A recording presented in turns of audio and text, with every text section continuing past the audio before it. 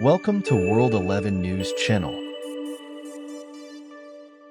Nearly 20 years after the Twilight saga kicked off in theaters, more lore behind the uber-popular film franchise is still emerging. Peter Facinelli recently revealed what his character, Carlisle Cullen, whispered into the ear of his soon-to-be adoptive son, Edward Robert Pattinson, just before he delivers the bite that turns him into a vampire. I leaned in the first time on the first take and said, "I'm sorry," because I felt like Carlisle didn't really ask for permission. You should always ask for permission, Facinelli told the crowd on February 8th at MegaCon Orlando, during a Twilight panel featuring co-stars Ashley Greene, Kellen Lutz, and Jackson Rathbone. On the next take, Facinelli switched up his delivery to catch Pattinson off guard. On the second take, I leaned in and said, "Rob, you're so handsome," and then he smiled a little bit. "And that's the take that's in the movie," Facinelli explained. Pattinson's Edward has already been a full-fledged vampire for decades by the time the main storyline that comprises the Twilight saga picks up.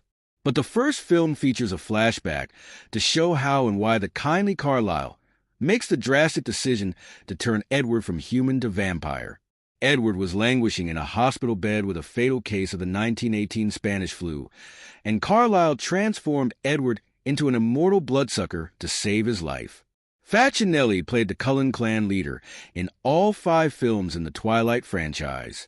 He previously discussed nearly missing out on the chance to play Carlisle in 2021, explaining that despite a great audition with director Catherine Hardwicke, the casting team offered the part to someone else. Facinelli decided to send Hardwicke a book on the film history of the vampire with a note that read, "Hey, sorry it didn't work out. Hopefully, we'll work together on something else. Hope this inspires you to make a great vampire movie." Little did I know that the actor that fell out, on the same day that he fell out, she got my book, Facinelli continued. So, the producers were like, he can't do it. Either his deal fell through or maybe he got another job or something. And they said, "Who do you want to go to next?" And she was like, "I don't know. What about Peter Facinelli?" So I always joke with Catherine that I bought that role for $29.99. Pattinson was not present at the MegaCon Twilight panel and isn't likely to attend any similar event anytime soon, since the Twilight saga concluded with Breaking Dawn.